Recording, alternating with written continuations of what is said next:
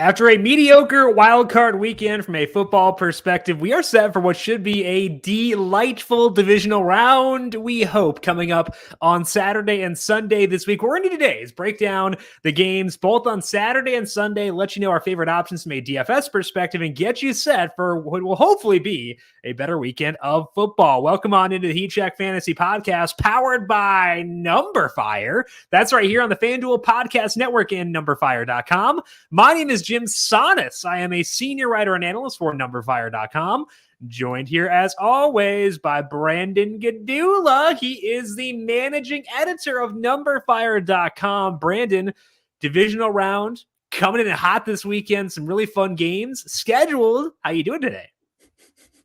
I'm glad you clarified that the fun games were scheduled. I guess, was that your way of saying they're not guaranteed? In the vein of Kyle Shanahan, we could all get hit by a meteor tomorrow and not be here. So, you never know. I gotta bake in for the hypotheticals, which I think is pertinent this week because there are a lot of question marks. So I can question Derrick Henry's usage, and I can also question whether or not we'll be here on Saturday. You know?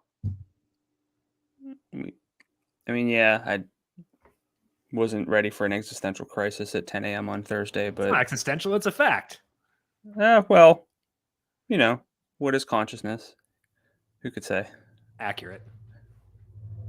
So how are you? We're off to a great start.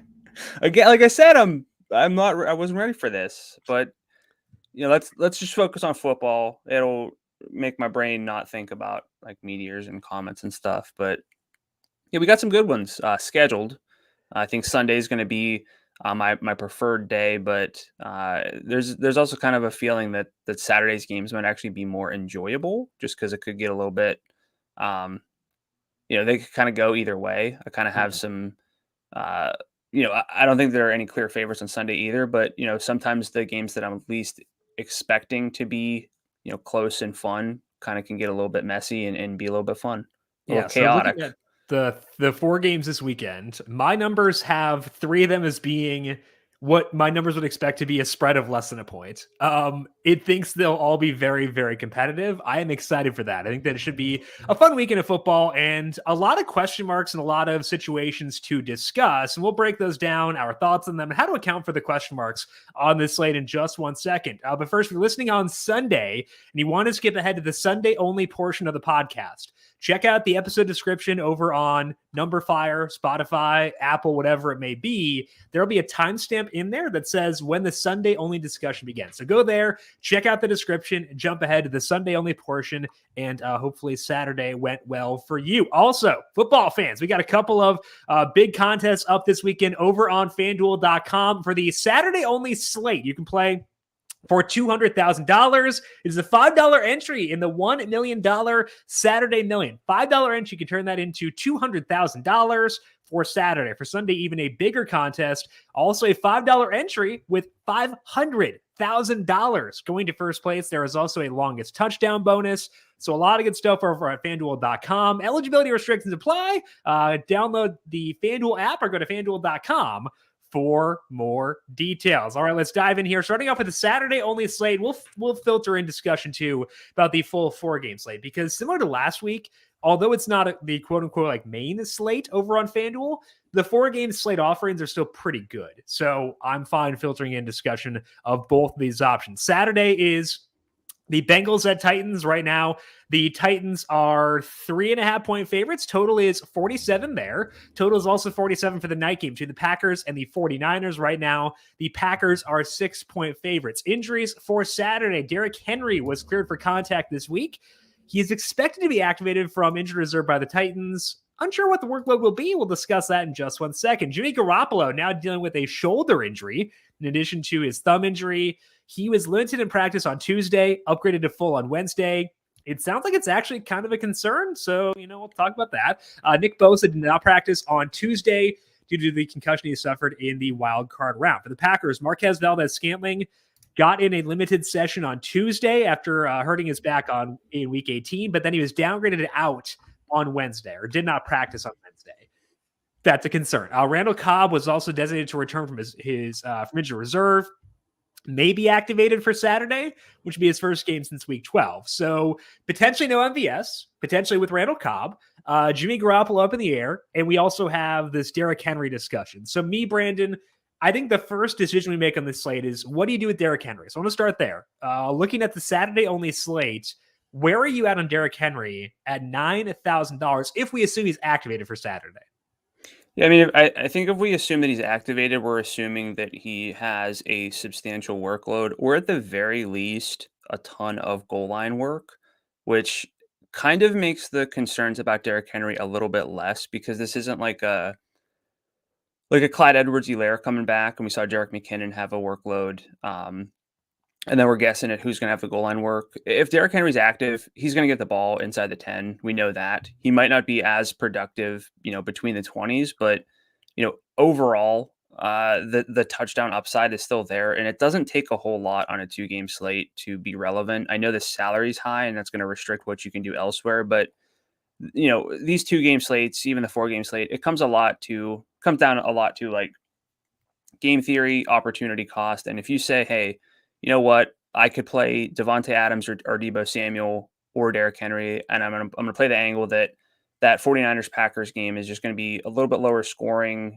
Neither of those two are going to go off, and Derrick Henry is going to walk in 2 touchdowns because I think that Tennessee is going to come out and just beat up on the Bengals because they had the bye week. The Bengals, as much as I love them, they've got their concerns. They can kind of have some letdown spots. So I think for Derrick Henry, if we knew 100% he was full, if this was prime Derrick Henry, full season transitioning in, I'd say 9,000 is too low.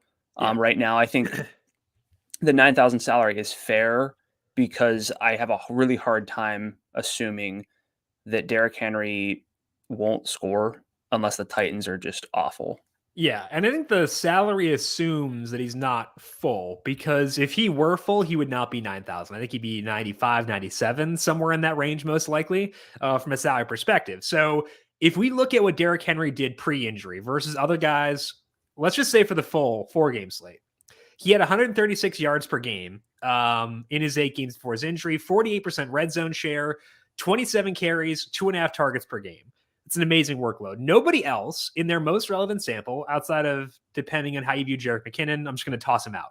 Nobody else was above 102.9 yards from scrimmage per game in their most relevant sample. The other guy who is above 100 is Leonard Fournette, also coming off IR for this week. So to me, the gap in production between Henry is wide enough, or even if I assume that he's 80%, which I think is fair, he's still going to be the top running back straight up. And to me, he's still going to be a worthwhile play. So to me, I ask myself, what are the odds he is truly, truly limited? And then I, reduce my exposure that much. I ask myself, what are the odds he is full but isn't super productive to pay off 9,000? Reduce my exposure that much. Kind of go through those adjustments of the different paths of failure, figuring out the probability those odds hit, and then allocating exposure that way. I think that's kind of the way I want to play things, but just putting a lot of thought into, what would it look like if you were limited? What would it look like if he were a full? And considering, the probabilities of those separate options.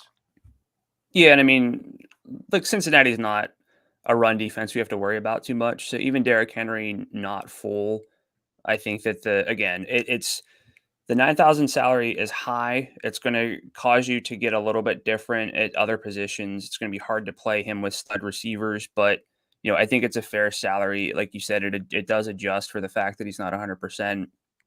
And again, the thing that I just keep coming back to is we might have question marks. We might have some red flags with Derrick Henry, but the one thing for certain is that he's going to get the ball, inside the 5, inside the 10, and 1 or 2 touchdowns with 60 yards on 15 carries. That's going to do it on a 2-game slate. So, I'm not going to guarantee him for 2 touchdowns, but if anybody can walk back into a partial role and get 2 scores, it's Derrick Henry. The other key decision at running back on this slate to me is the Packers running backs, because if we take their regular season usage at face value and assume that they stick with that, it's pretty tough to justify Aaron Jones at 75, even on a 2-game slate. You could use him because he has he could be a top 2 scorer on the slate pretty easily because it's a 2-game slate. But I think that there is a possibility his role expands from what it was during the regular season. The reasons I think that are, if you look at the games he played half the snaps, He was at 13.6 rushes and 4.7 targets per game in that span. Pretty good marks, and we know we can be very efficient on the touches he gets as well. David Bakhtiari back for the Packers this week as well. Maybe no Marquez Valdes-Scantling, which I think hurts the entire offense, but does increase the target projection for Aaron Jones. And the fact that he sat out week 18, has had the bye to rest up, that to me signals they value him a lot. A.J. Dillon played the end of the second half in that week 18 game. I think reading the tea leaves, I want to bump up Aaron Jones' workload from what it was during the regular season. So I think to me, if I look at 88 yards per game at $7,500, that's tough. But I'm okay still being in on him. Do I view him above Eli Mitchell? Probably not, because Mitchell is going to get that work, whereas Jones, it's more of like a projection / hope. But I think he's like sniffing Mitchell's tier is the way I view it, due to the potential for him to get really good workload in a must-win game. Where are you viewing the Packers running backs? So yeah, for me, I'm higher on Jones than Dillon for sure. I'm not viewing it as like a kind of a 50-50 thing by any means. I think that, like you said, if we think about it, it's going to be Aaron Jones as the majority back. That does not mean that A.J. Dillon can come in on the 5 and score those touchdowns, which is a concern, especially on a 2-game slate whenever you need things to go your way. So I think that answers the question about Aaron Jones specifically, where I think he is close to. So I guess it depends on if you put Derrick Henry in his own tier. I might, maybe a half tier behind or a full tier behind. Then would be Joe Mixon and Eli Mitchell. But Aaron Jones is, I think, pretty comfortably in that then third tier behind those other 3 backs, because I know we're talking about Aaron Jones in this backfield specifically, but it's impossible on a 2-game slate to talk about running backs without context of the bigger slate. And look, one thing that really bugged me with that Raiders Chargers game to end the regular season was people ripping on the Chargers for having a bad run defense and saying like, oh, you can't be a good team with a bad run defense. This is why. The Packers are a horrible run defense. We know what the 49ers want to do. Yeah. They might have Trey Lance. I don't want to say that, but even without that, I think Elijah Mitchell is easily a tier above Aaron Jones for me. And so I can't sit here and say, I'm going to have shares of literally all 5 of those, or all 4 of those top running backs, maybe throw in A.J. Dillon as like some sprinkles.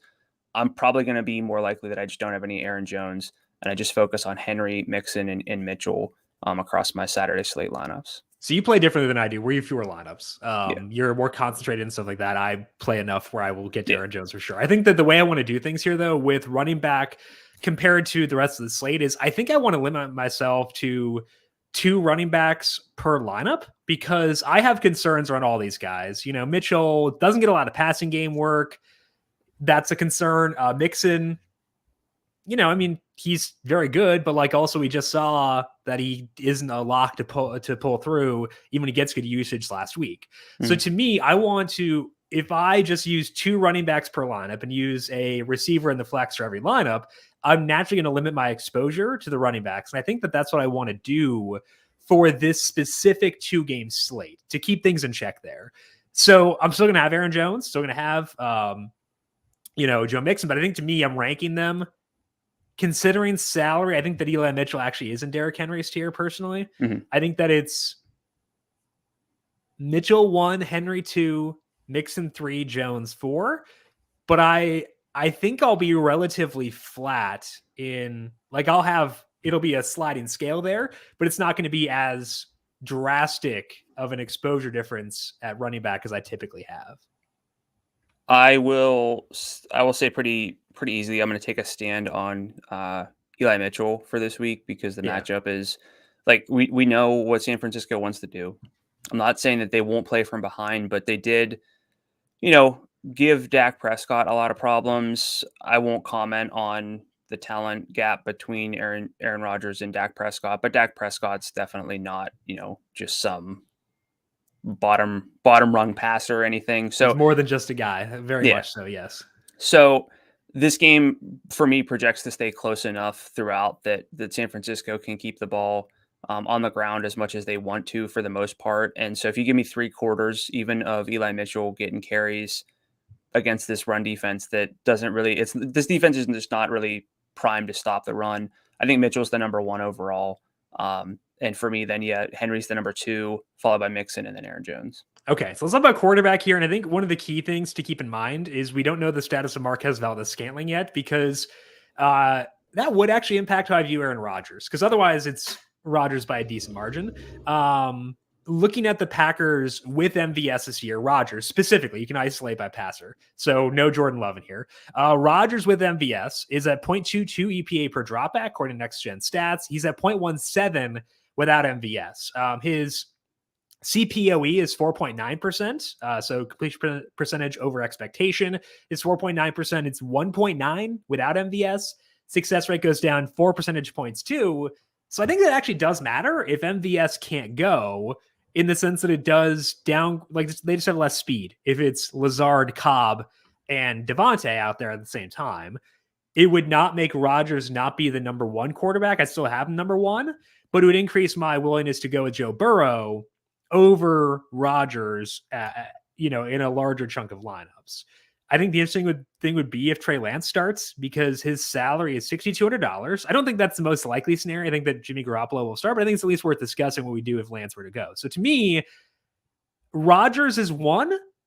My enthusiasm around putting him there is dependent on the status of Marquez Valdez-Scantling. I will put him there enthusiastically if MVS goes. It'll be less enthusiastic if MVS can't go. How are you viewing quarterback for Saturday only? Yeah, I mean, the simple answer is that Aaron Rodgers is the number 1, but you'll have to allocate that salary for him, or you can save at least $700 to get to Burrow, or $1,100 for Ryan Tannehill.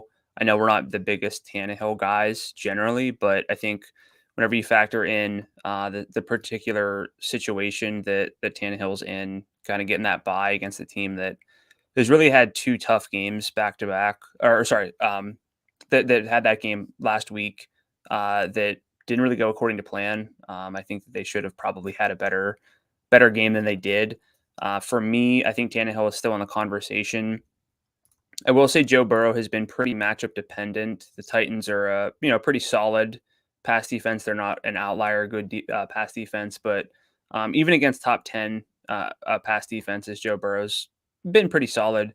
293 yards, 1.5 touchdowns per game for 17.1 FanDuel points on average across 4 games. So he's fine, but I think that if I'm trying to save salary, it's not so clear cut that it's Joe Burrow over Ryan Tannehill that I'm going to sit here and say hey, Burrow's clearly in the second tier over Tannehill.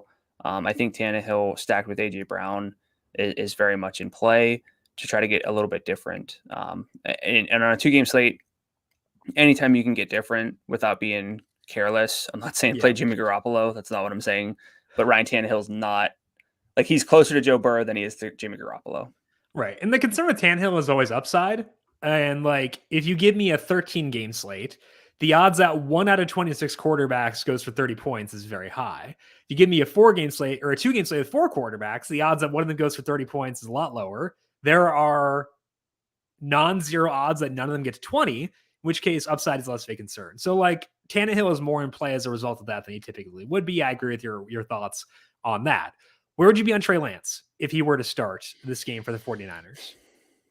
So for the salary that opens up, I think I'd have to be pretty high. Mm-hmm. Would he be above Burrow for you? I think he'd be on par with Burrow because of the access to the receivers that we could then get. We haven't talked tight end. I don't think that conversation will be a long one on Saturday because it's pretty bleak. So we don't have a Travis Kelce that we're trying to roster. And as it is now, while I'm just brushing up on the tight end situation, we have George Kittle at 64, but George Kittle's role has not been good. This is not really wow, George Kittle's way under salaried. And we're dealing with either a non 100% Jimmy Garoppolo or Trey Lance. Neither of those are good for George Kittle. So probably save some salary at tight end. If we can save and roster a starting quarterback for 62, you're going to have, you can take your pick between Devontae, Deebo, Jamar, and AJ Brown. That's really appealing, especially if you don't play Derrick Henry in those lineups. So based on that alone, I think that I'd say, let's say I'm building 10 lineups for the 2-game slate. I think Lance is in probably 4 of them. Okay, that's fair. I can get on board with that. I think that I'd have him above Burrow pretty definitively, and a lot of that's because I have concerns around the Bengals offensive line holding up against the Titans defensive line. We've seen them dominate bad lines before, and with the right tackle being out for the Riley Reif being out for the Bengals, I think that that's like a legitimate concern that's worth considering here. So to me, I'd still have Rodgers 1, but I think that if there's no MVS, I'd put Lance in the same tier as Rodgers, followed by Burrow. If it's Garoppolo, I don't care. I'm not going to use him, but otherwise, I think that's where I'd be. Okay, you talked about tight end. Let's do that, and we'll finish up with wide receiver after that, because I think that tight end is a quick discussion. Yeah. You have Kittle at 64. CJ Uzama is $5,500. Then it's Anthony Ferkser, who barely plays, is $5,200. Josiah DeGuara is $49. I think, to me, Uzama is 1 to save the salary. Also might have more targets than George Kittle on Sunday. Kittle still 2, because he can have a big game in his range of outcomes. That's worth factoring in. And then I put DeGuara 3. If I go with your 10 lineup thing, I would say I'm probably 5 Uzama, 4 Kittle, 1 DeGuara. That's probably where I'm at right now. Where do you sit on the tight ends? I'm fine. I mean, you're really just the real decision you have to make is, what do we get from George Kittle this week? Yeah, exactly. If it is vintage George Kittle and you pass him up at 64, you're toast. But I think that George Kittle is going to be way more popular than he deserves to be for what the current situation suggests. Therefore, I think the right play is to be a little bit low on Kittle, because almost everyone's going to have the salary to roster Kittle at 64. The underlying data is just not really there to say oh, he's just primed for a bounce back. It's like a weird blip. That's not really what's going on. The role has just been really different. And again, either quarterback situation, whether it's a hurt Jimmy or Trey Lance, is not good for Kittle. So I think I'm highest on Uzama as well. And I feel pretty good with that, honestly. Yeah, Uzama's fine. He's at 6 targets or more in 5 out of his past 6 games, because they've been throwing more, and I think that that's encouraging for him. So I'm fine with that. I'm not totally bummed about that. If we look at the time since T. Higgins returned, in exclude week 18, Uzama's at a 13% target share, 14% in the red zone. That's fine.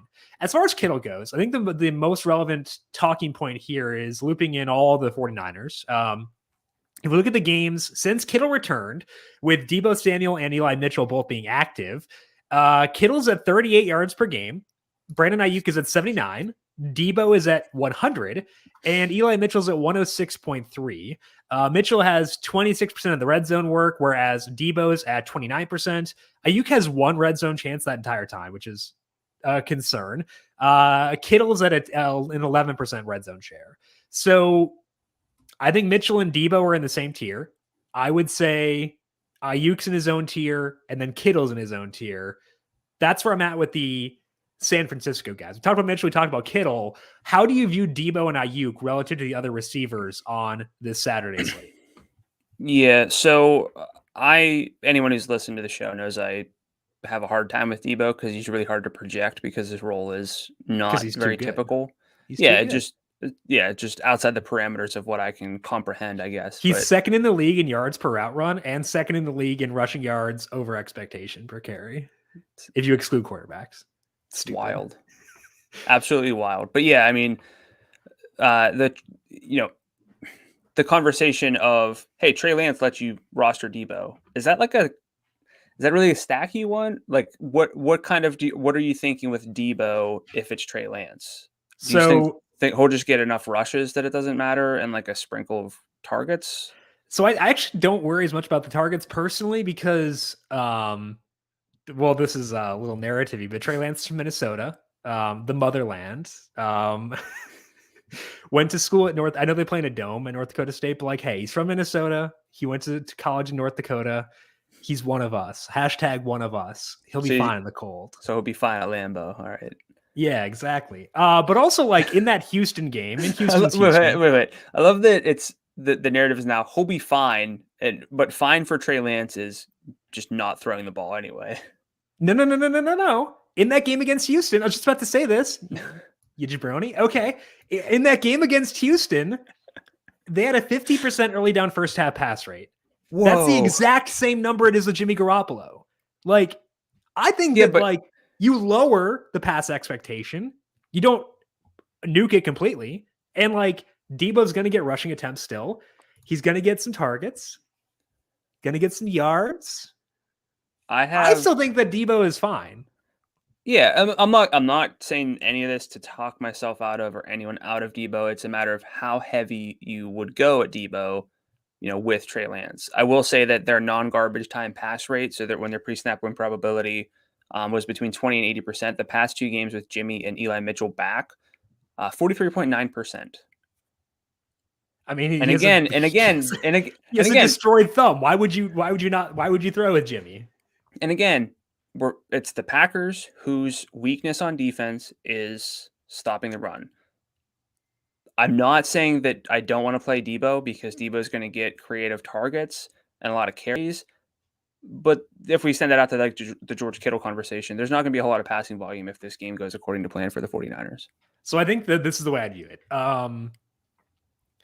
If I use Lance, I can get to Deebo without costing myself Devontae. And I think that's the main appeal because using Deebo typically robs you of Devontae. Because if we're allocating, let's say, Rodgers at $8,400 and have Devontae in there, we're cutting it pretty thin. You can make a Rodgers, Devontae, Derrick Henry lineup work. You have to lower your standards a lot at some spots. I was tinkering around with that yesterday, but like you can make that work. But if I can go Lance, Devontae, Deebo, and get, I don't know, a lot of workload from those 2 guys, I think that is attractive. So I think the appeal of Lance with Deebo is that it means I can use Deebo with Devontae, and that's something I do want for this week if I can get there.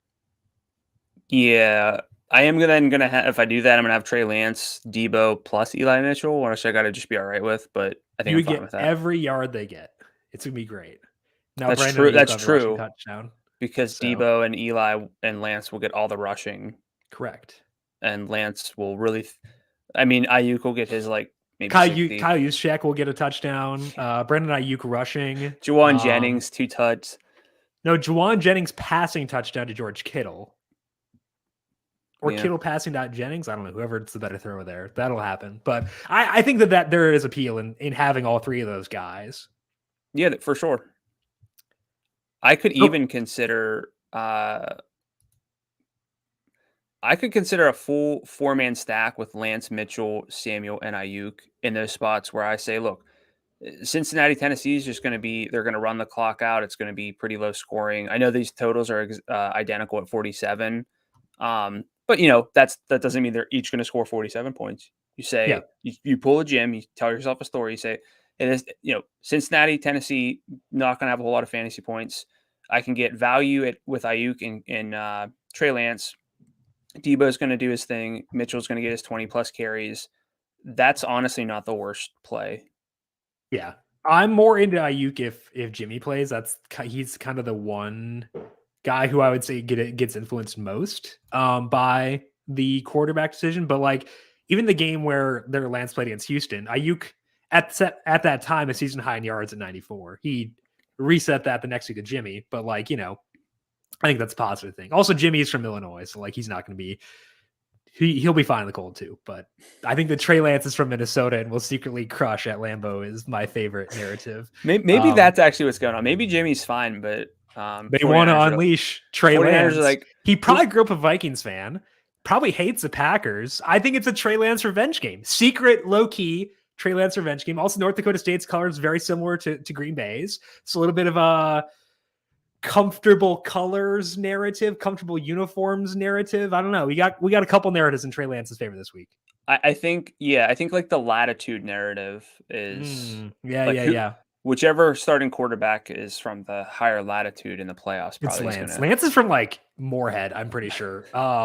Which is Trey Lance hometown. He is from Marshall. I technically have I technically am a sophomore at University of Minnesota, like something.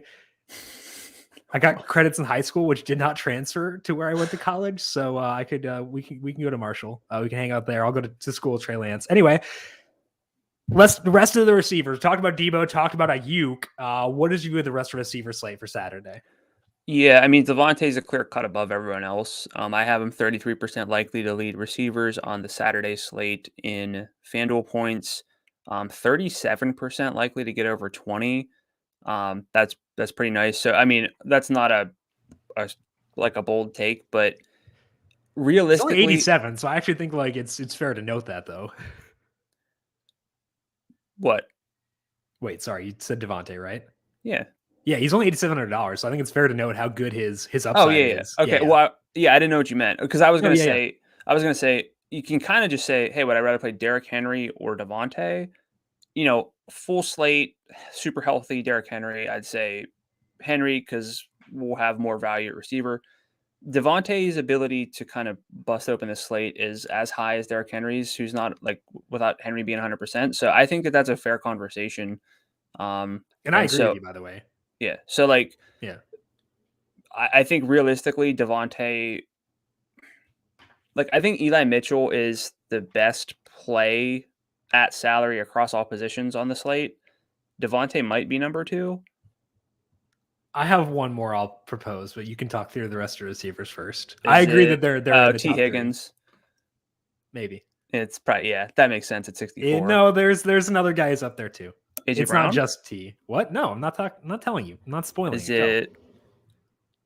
It's Julio Jones, huh? Of course it's Julio Jones.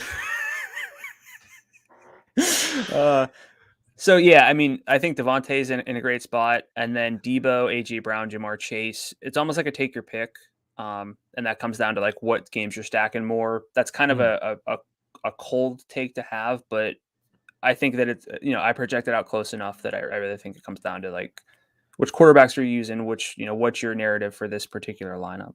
Okay, I don't think I have to sell people on T. I know that like last week was rough.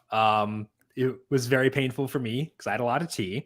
I don't think I have to sell people on that. I think people realize that like, hey, you still got a 23% share since he returned, 30% of the deep targets. I think they get that. I don't need to sell them, but I'm gonna sell them anyway. Right. I'm guessing when I said Julio, I'm guessing either A, people turned the podcast off, or B, gave whatever device listening to just double barrel middle fingers. Like did the Eli Manning. Yeah, Eli. Eli's the one who gave double birds on TV. They gave me the Eli Manning and said, "No, you idiot." However, wait. Go ahead. It's actually Julio? Yeah. Okay. You were joking? I thought that was a bit. No, I love Julio. Okay, so in the games with the big 3, quote unquote big 3 healthy, AJ Brown 28% share. He's undersalaried. I agree. 76 is too low. Julio's at 18%. Not too shabby. 25% of the deep targets and 22% in the red zone. Yes, Julio's allowed to get red zone work at times. I don't think he scored it all during the regular season, but he did get some red zone work. AJ Brown has 56% of the deep targets. So like that's absurd. Also, when did Julio Jones set a season high in targets? That was in week 18. Healthier then. 4 of those 9 targets were deep. Kind of interesting. He had the bye week to get that hamstring healthier.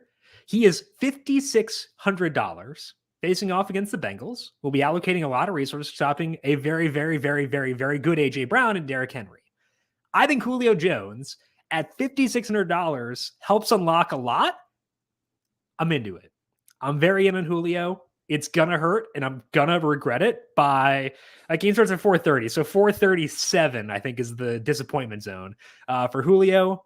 But I think it's the right way to play things here. So I'll say this.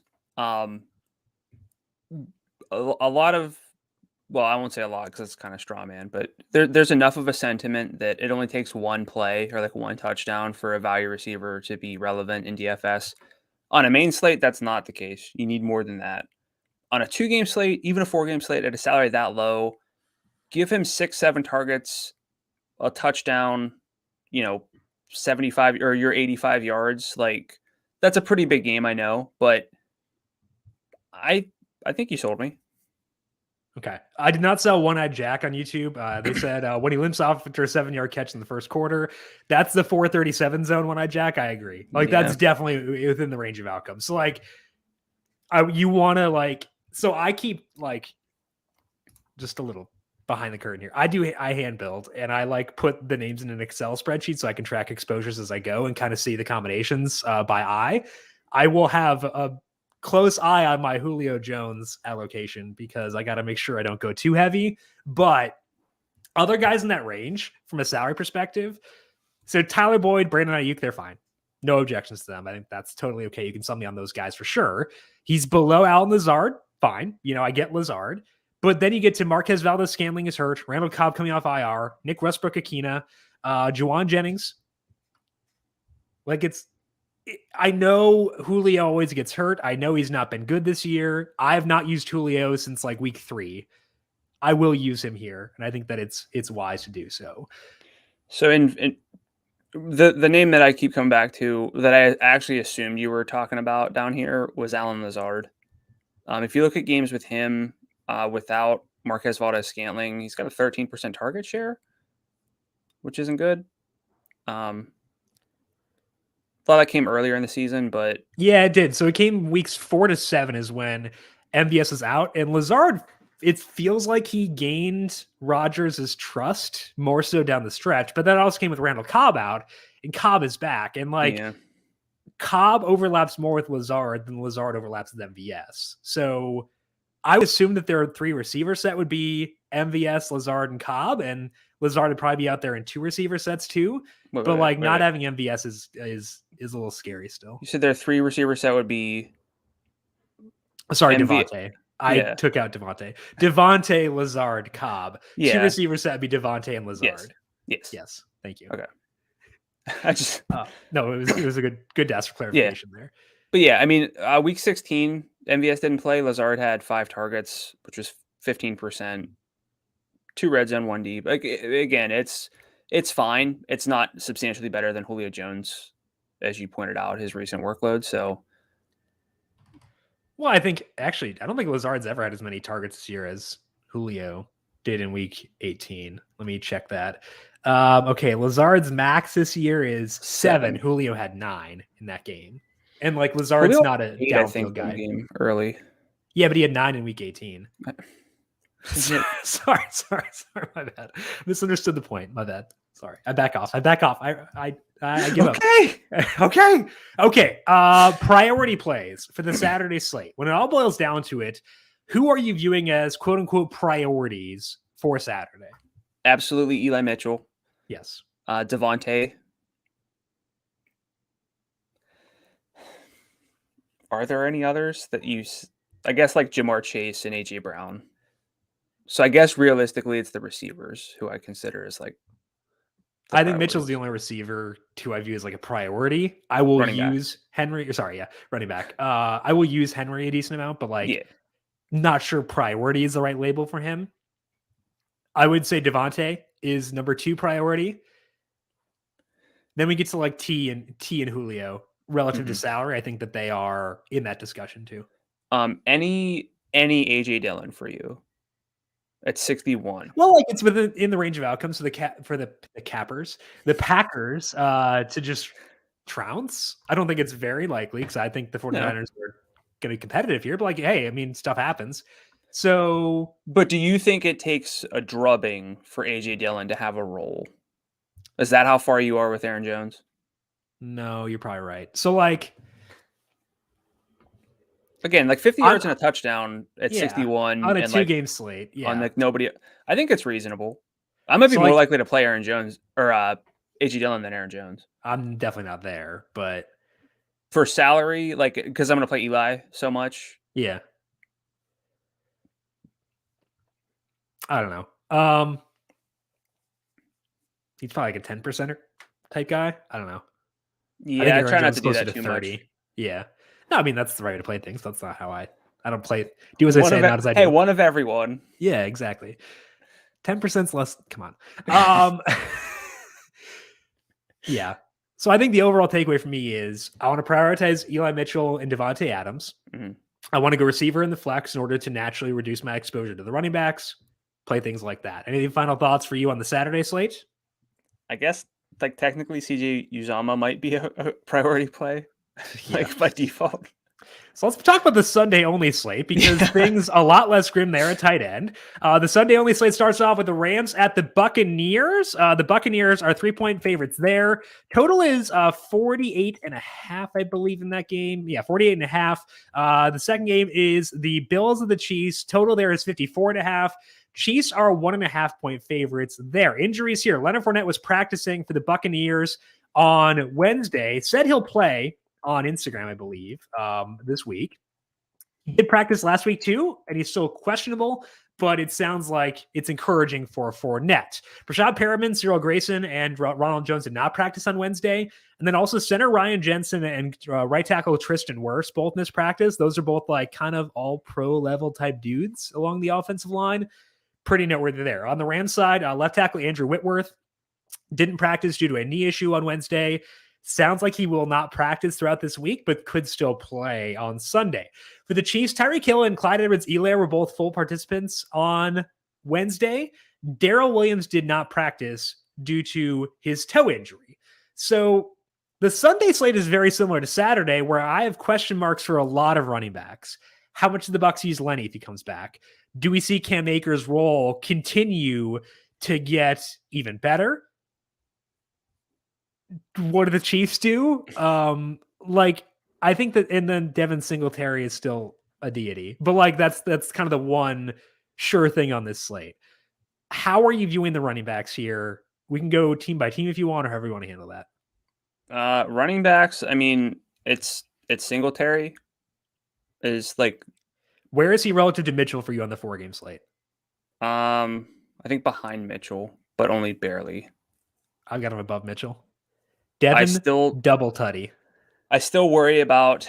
Yeah, I added red zone data to my like pass rate stuff just to kind of see, and it does worry me how pass heavy they are in the red zone still. Yeah, if you look at the 6 games with him as a lead back, he's at a 36% red zone share. Eli Mitchell in the games with Deebo being full is at 28%. So I think that it's like, they both have red zone concerns. I think that Mitchell's yardage upside is probably better. So yeah, I should go Mitchell. But I just feel a little bit more certain with the Bills offense than the 49ers, despite the fact that I do have faith in them too. So I'd say 4-game slate. I'm going to build around Eli and Singletary. So I'm kind of just splitting hairs for that. Yeah, sure. But yeah, so if we're talking Sunday only running backs, it's going to be Singletary, number 1. And then Cam Akers. We can have all the concerns we want with Cam Akers and whether his role will expand. But as it is now, for a salary of 57, I'm fine with what his role is with that, 50-ish% snap rate. Just he looks good. Like I didn't think he'd look so good so soon. That's wild to think about. 3 red zone carries last week. 21 adjusted opportunities. So for that salary, 95 yards. You got 2 deep targets. So I think 2. I don't know if one count as deep, but like they're both like downfield. Yeah, almost had that long catch too, but he did have a long catch from the better quarterback on the team. Sorry. But so Cam Akers 57. Like I know Clyde Edwards-Helaire got in a full practice. He's also 57. I can't even think of a spot where I would rather play CEH than Cam Akers. So I'm going to lock in Singletary and Akers virtually into every single lineup on Sunday. And then maybe I'll have Leonard Fournette. I'm probably just going to try to avoid the Chiefs backfield. So I think the Sunday slate is very simple when it comes to running back because I feel good about 2 of them. I also don't feel like terrible about Sony Michel for 53. I'm not using him.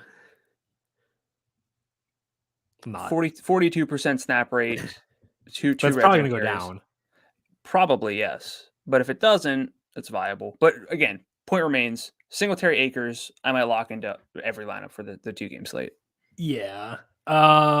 So I think if we talk about the 4-game slate with Akers in there, to me, he's at least in the same tier as Mitchell and Singletary when you consider at that salary. Yeah. And so, like, if I was building 4-game lineup earlier. I wanted to have Mitchell, Singletary, and Akers in there because it allows me to get to, Devontae, Deebo, Cup, the Tyreek, the really high end guys and spend up a tight end. I might have to settle for Fournette over Mitchell, and I'm okay with that. But like, I think the key takeaway for me is that running back on the Sunday only slate is a lot better than running back on the Saturday only slate. And I would say both Singletary and Akers are standouts, not only for the Sunday only slate, but for the 4-game slate as well. That's what I'd say. Absolutely. Yeah, I'm with you there. Okay, some of the Chiefs backfield. I think that if I were to use anybody in that backfield, it'd be McKinnon, just because he's looked good. And like, this team's also done enough of like the hot hand stuff that they're not going to be married to giving CEH his usual workload. Right. I think McKinnon is going to be the guy. And so I have to like ask myself, what are the odds he plays a decent role? Like he's the 1A, CEH the 1B. Because at $6,000 is kind of what you need is like a 1A situation, given that like he'd probably get work in the passing game. He had 6 targets on Sunday, 12 carries, 142 yards. So like, I think if I'm tiering out running back, it is Akers and Singletary tier 1, Lenny tier 2 by himself. Tier 3, there's no one. McKinnon is tier 4. And then it drops off to everyone else. I think that's where I'd be there. I think McKinnon's tier 3, if not tier 2.5. Okay.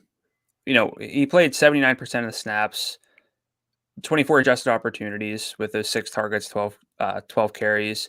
We know that he has that ability to catch the ball out of the backfield, which is, I try to keep some of these takes to myself, but I'm going to say this one. Like they brought in CEH to be that guy, and he hasn't really been that guy. Yeah. If McKinnon can be that guy, which you and I both adore Derrick McKinnon, he's like this guy. Like he's not really coming out of nowhere. I know that. He has. I had just put my McKinnon poster in the closet, and all of a sudden he's back. I got to rip back out. It's annoying. So I really do think that he is, on par at salary. I won't say as close. He's not on par with Derrick Henry, but I think he's, that tier behind him or a half step behind him. So I think I'm much higher on McKinnon than you seem to be. Yeah. I think the question is why would they go back to CEH? Well, the question is this: did they use McKinnon because they think he's very good, or did they use McKinnon because they think Darrell Williams is very bad / hurt? But did they find out that Derrick McKinnon is good? I mean, I think he is, right. But like, I have to get in their heads, and I have to like acknowledge that I don't know coach's decision making as well. Yes, that's something we talk about all the time. Yeah. And so, like, if I were Andy Reid, Derrick McKinnon never would have been on the bench to begin with because he's the best. But like, if I were, I'm not Andy Reid. Andy Reid is a very smart guy, and like maybe he thinks that CEH is better. And they did put CEH back in his old role when he first came back from his injury. He was a full on Wednesday. I think that the odds that this is a timeshare to the point where McKinnon is not going to pay off, even at $6,000, are very high. But I also think that there are situations where he is that same back. So I kind of want to, allocate my exposures accordingly. What are the odds McKinnon gets his same role or a good enough role on Sunday? 30%. That's kind of the thought process I want to go through again. Yeah. So like I said, I'm going to play Akers and Singletary in virtually every lineup. Then I will rotate in some flex plays between on the just talking Sunday.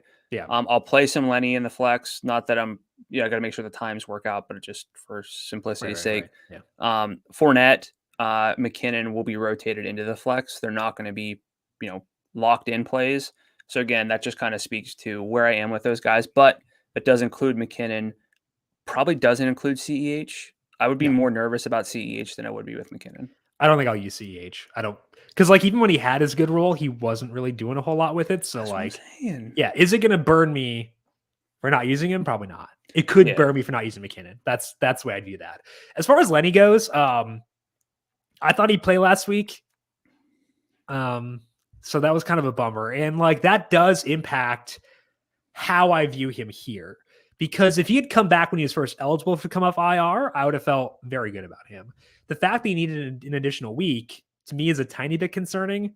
I still think he comes back to a very good role, which is why I like him a lot at 7,000. But like offensive line is banged up. Giovanni Bernard looked pretty healthy in Fournette's stead. I don't think Keyshawn Vaughn would feature in if Lenny were there.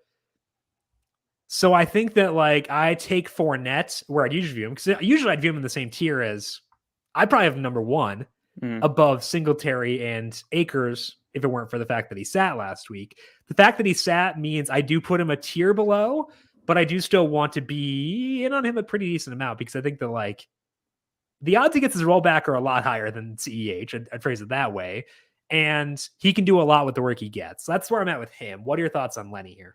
Yeah, so if I project out Fournette for his full workload, he's the best play on the Sunday slate. Mm-hmm. However, I don't know if that will be the case, because he's been trending toward playing, but then didn't play last week. And so like, yes, he's a week removed from that, but you don't really want to see someone assume that he think that he's healthy and then not sort of play. Like maybe there's a little more to it. So, Fournette, again, more of a rotational play.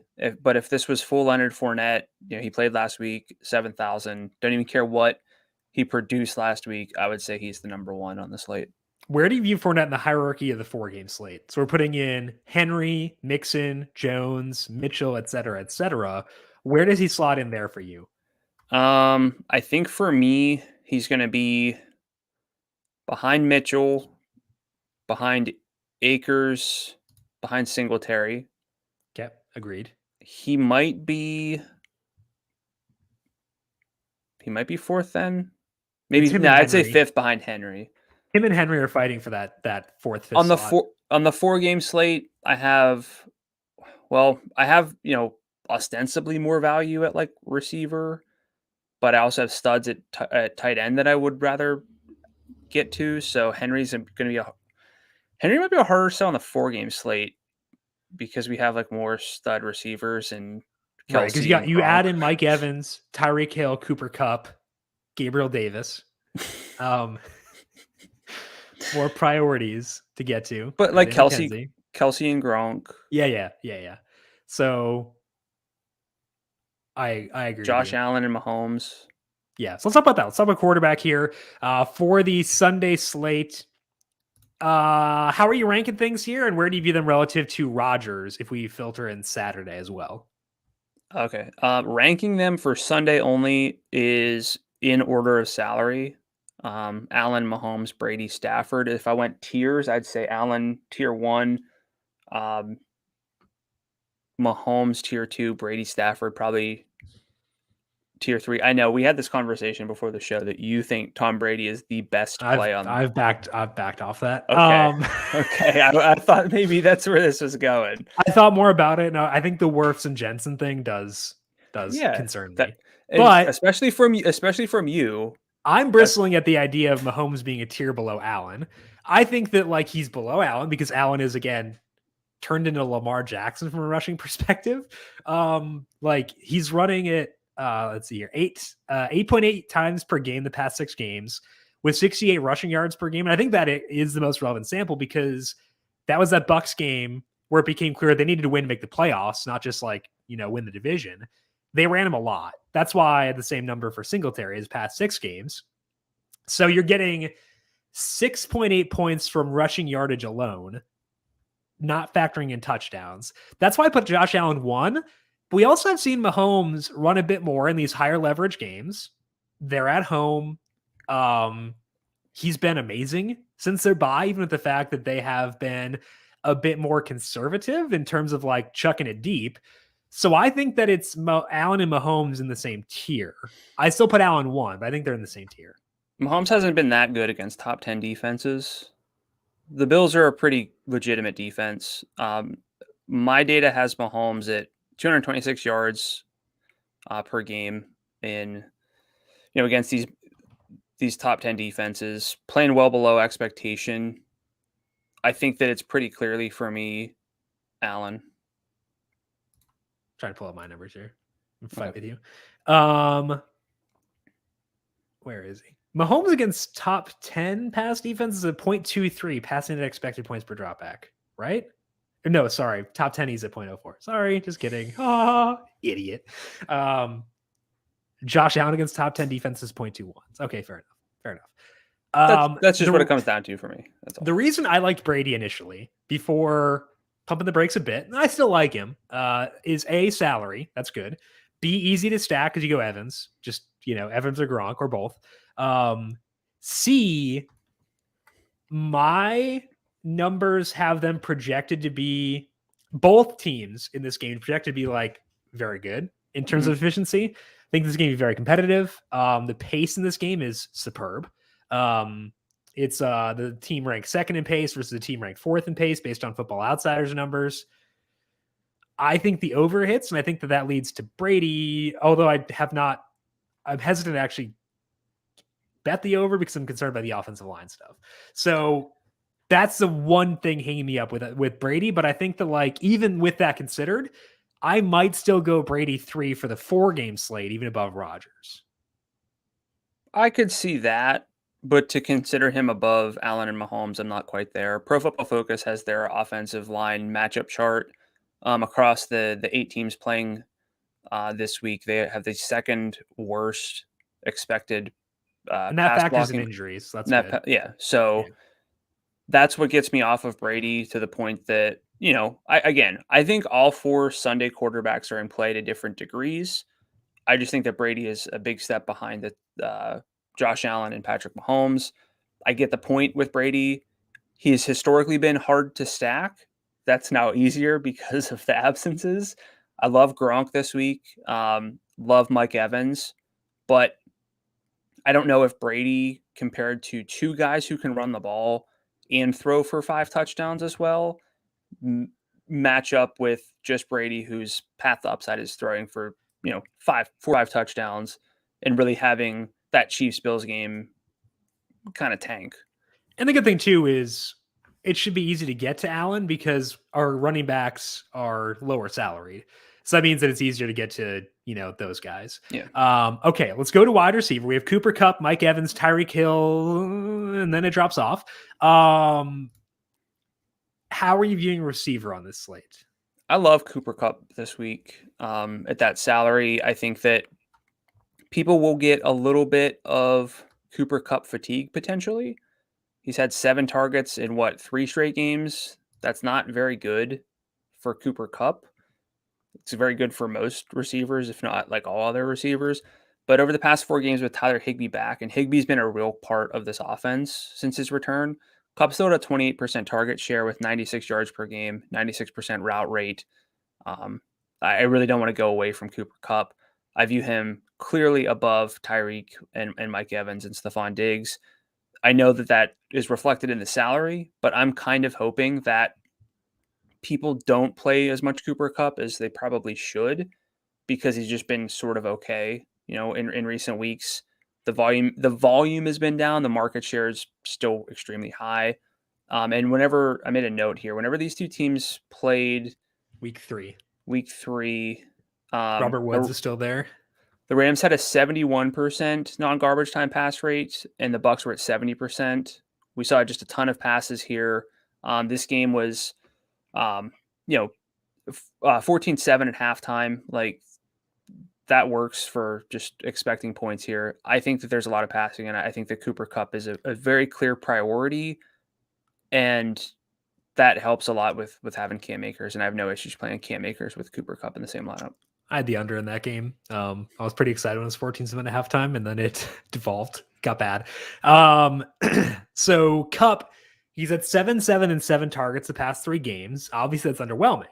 That's, like you said, though, not due to market share slippage. It's due to passing volume slippage because I think they're trying to hide Matthew Stafford a little bit. And we both think Stafford's still good, but do they? That's the question.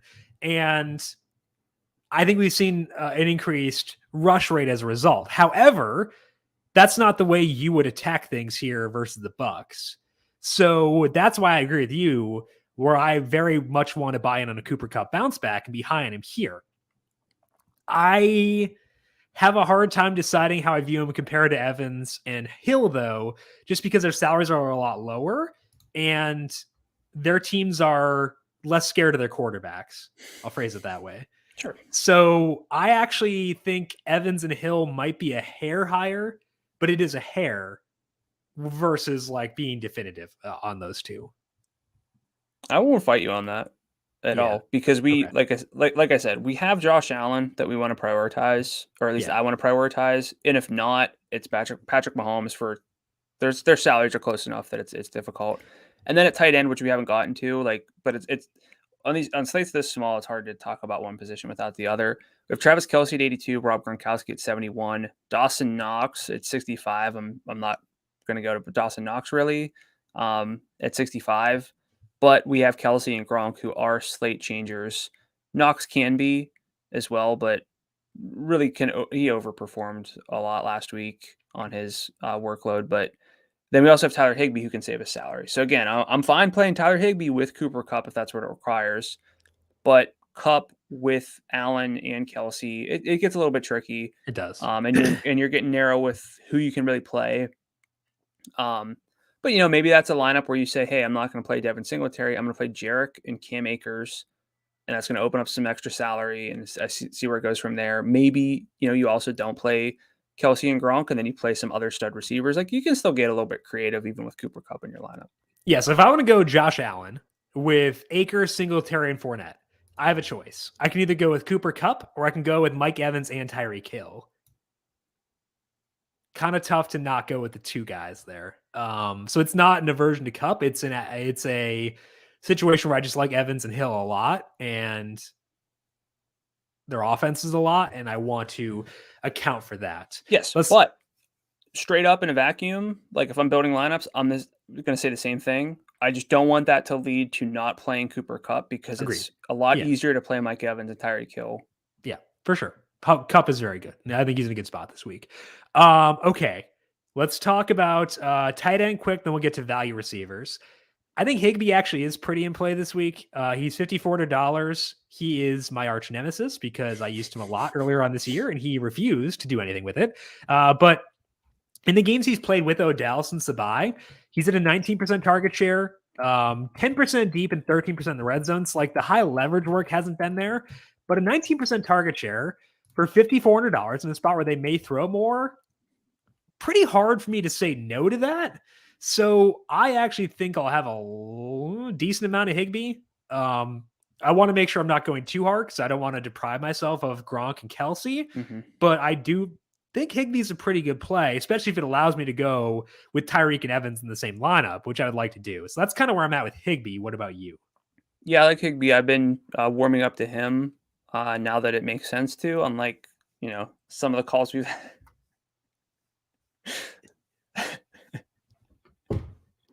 Why am I even here? Look, if you're going to trash me in my face, what would you say if I weren't here? The same thing. Okay, but yeah, I think the Higbee conversation is a really relevant one because, again, you're just betting against Kelce and Gronk having a game where it's like, man, I really needed to have those two guys or one, whoever goes off. If you think that that's not going to be the case, then Higbee makes a lot of sense. You could also throw Dawson Knox into either of those conversations where, like, if those two don't go off, but I had Dawson Knox and he had 12 FanDuel points, I was, that's awesome. But I think it's really Higbee is the number 3 behind Kelce and Gronk. So again, skipping over Knox after the big game he had last week, but we're really looking at 4 viable tight ends on this slate. Yeah, we are. And I would say every single one of them is better than the guys on the Saturday slate. Yes. Okay, cool. Gronk at 71 is under salaried. I'll say that quickly. Okay, let's talk about some lower salaried receivers. So we'll go Odell Beckham on down. Odell checks in at $6,500. Byron Pringle's 57. Van is 55. Manny 55. Gabe Davis is 53.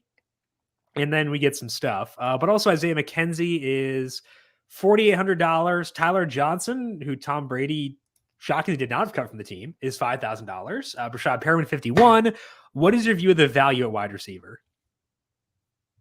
I don't like it that much. There's Yeah. like a lot of possibilities, but no firm Mhm. yeses, and that's scary. That's basically, I talked about this during some trends during the regular season. Is like it's great when a value receiver hits, but the probability that these guys hit is low. And with even on the Sunday only slate, we've got 4 superstar receivers who could really hurt you.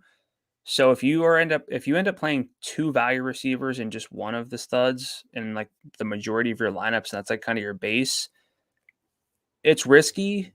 You're really, again, I kind of keep saying this, but this is how 2-game slates work. You're betting against the big game from Cup, Hill, Diggs, and Evans, which could happen. You can't play scared like that. You have to play those guys, but with running back looking like it does, you don't really have to like allocate salary on the Sunday slate. So I want to minimize the exposure I have to the value receivers.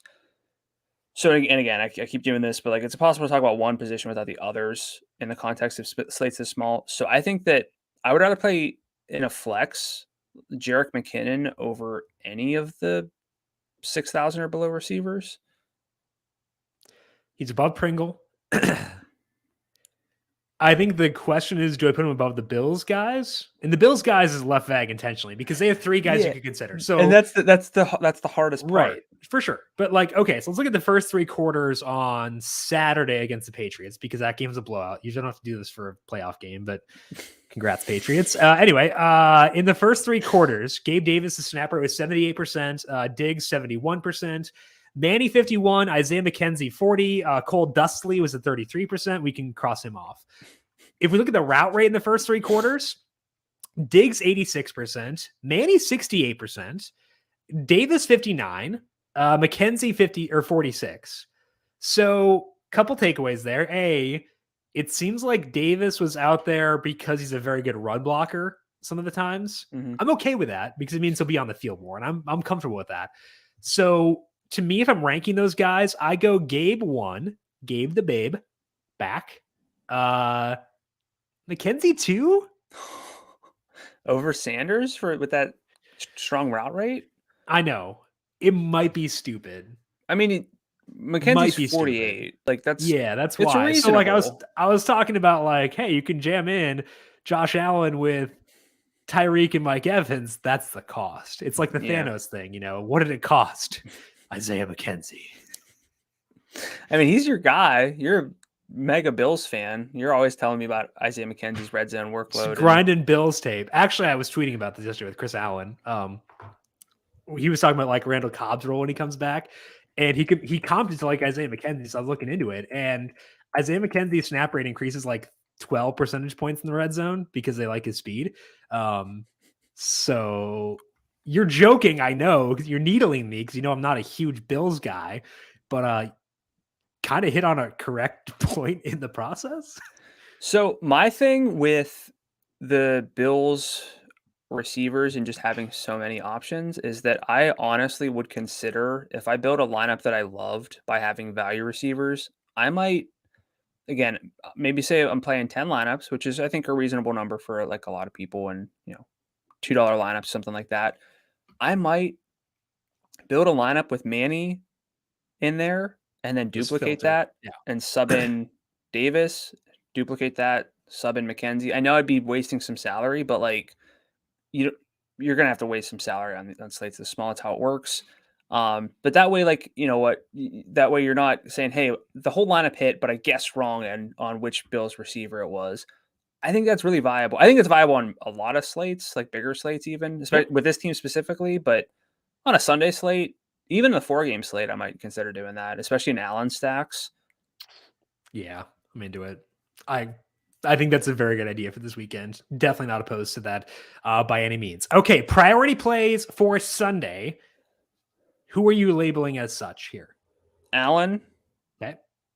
Singletary, Akers. Okay. Like Kelsey and Gronk, but if I had to pick one, Gronk.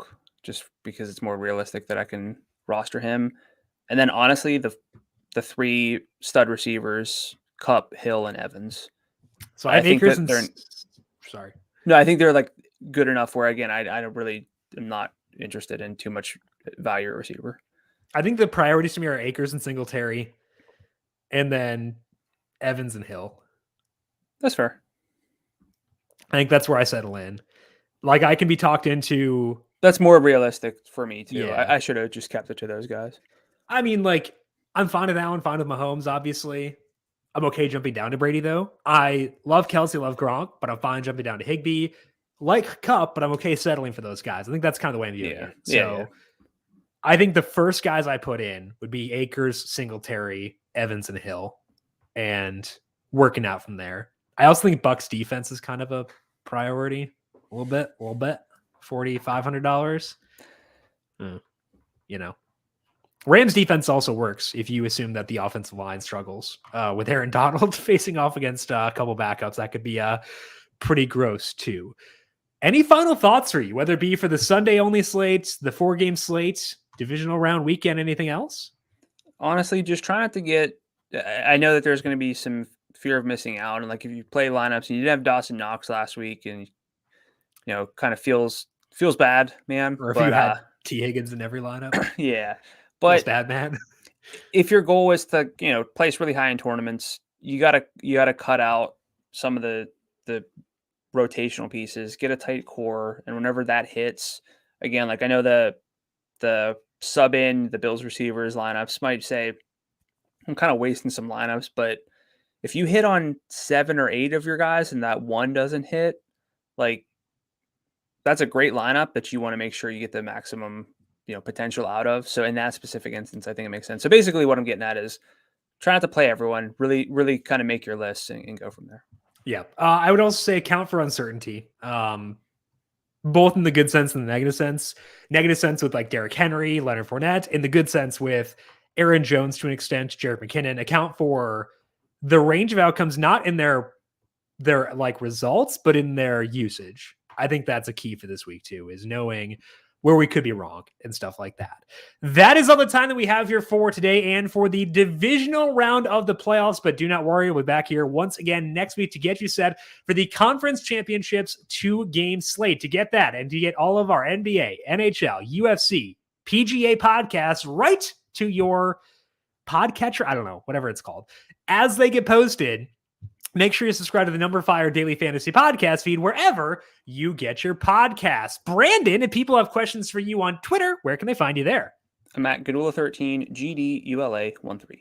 And I am at Jim Sannes, JIMSANNES. You can also follow the FanDuel Podcast Network at FanDuel Podcast. Big thank you to everyone for tuning in for today. Good luck to you with your divisional round lineups. We'll talk to you once again next week to get you set for the conference championships. This has been the Heat Check Fantasy Podcast powered by numberFire.